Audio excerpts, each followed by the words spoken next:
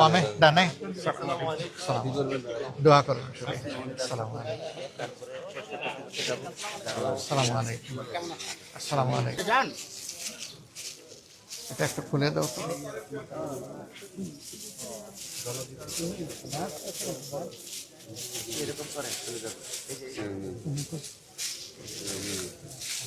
বিসমিল্লাহির রহমানির রহিম।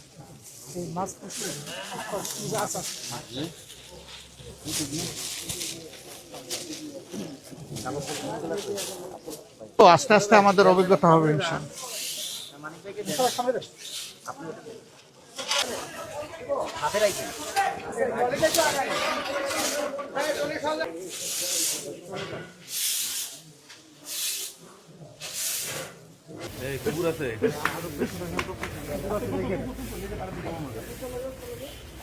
আপনারা জানেন গতকাল আমরা সংসদ সদস্য হিসাবে এবং সংস্কার পরিষদের সদস্য হিসাবে দুটা শপথ নিয়েছি। আমরা সংসদে গিয়ে দেশের জন্য ভালো কিছু করতে চাই ইনশাআল্লাহ, আর সংস্কারের মাধ্যমে সমাজের আবর্জনা দূর করতে চাই। এই আবর্জনা রাস্তার ময়লা, ড্রেইনের ময়লা, ছড়ার ময়লা থেকে শুরু করে মানুষের মনের আবর্জনা আমরা দূর করতে চাই। মানসিক সংশোধনের জন্য আমাদের অভিযান। আজকে এই পরিচ্ছন্নতা অভিযানে আমার অংশগ্রহণ করার মানে হচ্ছে আমার প্রিয় এলাকাবাসীকে, দেশবাসীকে বার্তা দেওয়া যে আমরা একটা পরিচ্ছন্ন সমাজ গড়ব, যে সমাজে আমাদের পরিবেশও সুন্দর থাকবে, আমাদের মনটাও সুন্দর থাকবে। পরিবেশ যখন সুন্দর থাকে তখন তার ইতিবাচক প্রভাব মানুষের মনোজগতের উপরে পড়ে। এ মানুষগুলো ভালো হয়, সমাজের জন্য দরদি হয়, দায়িত্ববোধ সম্পন্ন হয়। আমরা সেই বার্তাটাই মূলত দিতে চাচ্ছি। আমাদের ছোট্ট একটা দেশ, আমরা সবাই যদি আন্তরিক হই তাহলে নিজ নিজ আঙ্গিনা আমরা পরিষ্কার রাখলেই দেশ পরিষ্কার হয়ে যাবে। আজকে এই বার্তা দেওয়ার মাধ্যমে আমি আমার এই এলাকার সহকর্মীবৃন্দকে বলবো যে প্রতিদিন ফজরের পরে, আজকে এটা লোক দেখানো নয়, এটা দিয়ে শুরু। প্রতিদিন ফজরের পরে আমাদের প্রত্যেক ইউনিট মিনিমাম আধা ঘন্টা সময় এই পরিচ্ছন্নতার কাজ করবে। 1 ঘন্টা পারলে আরও ভালো। এরপরে যার যার কাজে, পারিবারিক পেশাগত দায়িত্বে তারা ছড়াই পড়বে, সমাজের অন্যান্য সেবায় ছড়াই পড়বে। কিন্তু এখন থেকে আমাদের এই এলাকাটা আমরা চাচ্ছি একটা মডেল এলাকা হিসাবে গড়ে উঠুক। আমরা সরকারের ফান্ড পাই না পাই, সরকার আমাদেরকে কি দিবে না দিবে এটা তোয়াক্কা আমরা করব। তবে আমরা আশা করব, দাবি রাখবো, এই এলাকার ন্যায্য পাওনার থেকে সরকার যেন এলাকাকে বঞ্চিত না করে। এই এলাকায় আমি শুধু ওয়াদা করি নাই, আমাদের সাথে আরও যত প্রতিদ্বন্দ্বী এখানে নির্বাচনে অংশগ্রহণ করেছেন সকলের ওয়াদা ছিল যে একটা ভালো মিরপুর কাফরুল আমরা গড়ব। এখন সবার সমবেত দায়িত্ব, আমি সকলের সহযোগিতা চাই। আমার সাথে আরও যারা প্রতিদ্বন্দ্বিতা করেছেন আমি তাদেরকে আন্তরিক অভিনন্দন জানাই। প্রতিযোগিতা করাটাই একটা বিজয়। এবার আমি হয়েছে, আগামীতে তারা হবেন, অসুবিধা নেই। এটাই গণতন্ত্রের সৌন্দর্য।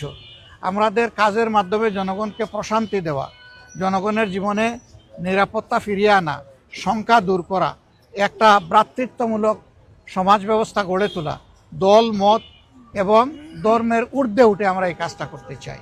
এই জন্য সারা দেশবাসীর আমরা সহযোগিতা চাই। আমি শুধু মিরপুর না, আমার যত সহকর্মী সারা দেশে ছড়িয়ে আছেন তাদের কাছেও আমার একই বার্তা। এবং আমি এই দায়িত্ব আজকে শেষ করছি না, এটা আমার শুরু। আমি ঢাকায় থাকলে প্রতিদিন এখানে আসব, প্রতিদিন রাস্তা ঝাড়ু দেবো ইনশাআল্লাহ।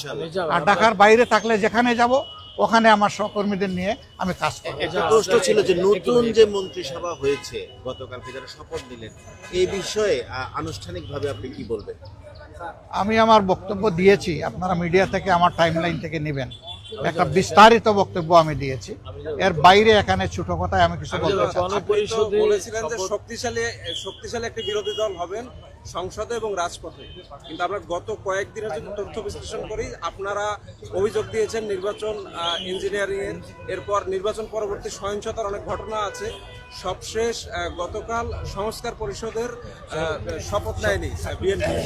তো সার্বিক যে বিষয়গুলো, সেখানে আপনাদের শক্ত কোনো অবস্থান? আমরা কালকেই পরিষ্কার করেছি, আপনারা ছিলেন সেখানে? ছিলেন। আমরা পরিষ্কার করেছি যে এই সংস্কার পরিষদের সদস্য হিসাবে শপথ না নেওয়া জুলাইকে অপমান করার শামিল আমরা মনে করি। এই জুলাইয়ের কারণেই তো এই নির্বাচন হলো। এই নির্বাচন হওয়ার কারণে তারেক রহমান সাহেব হয়েছেন প্রধানমন্ত্রী, আমি হয়েছি বিরোধী দলীয় নেতা। এই জুলাই না আসলে কি আমরা এটা হতে পারতাম? এই খেদমতের, এই সেবার সুযোগ পেতাম? তাহলে জুলাইকে আমাদের অবশ্যই স্বীকৃতি দিতে হবে, সম্মান করতে হবে এবং জুলাইয়ের আকাঙ্ক্ষার ভিত্তিতে যে সমস্ত সংস্কার প্রস্তাব সামনে এসেছে এই সবগুলা বাস্তবায়ন করা হবে এই সংসদের পবিত্র দায়িত্ব। যদি সরকারি দল উদ্যোগ নেয় আমরা বিরোধী দল হিসাবে সর্বাত্মক সহযোগিতা করব। সরকার যদি উদ্যোগ না দেয় তাহলে আমরা জনগণের হয়ে সেখানে কথা বলব, আমরা কিন্তু ছেড়ে দেব না। সবাইকে ধন্যবাদ। আসসালামু আলাইকুম।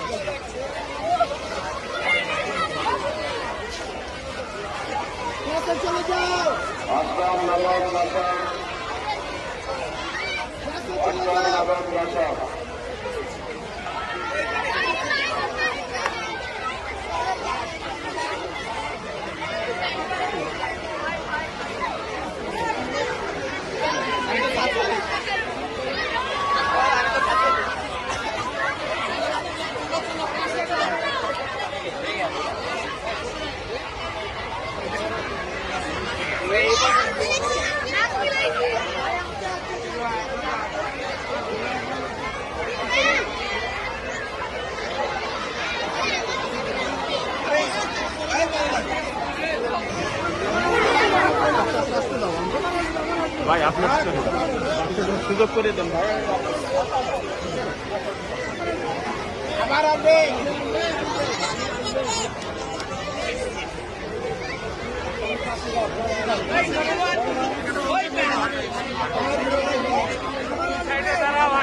আসতে দাও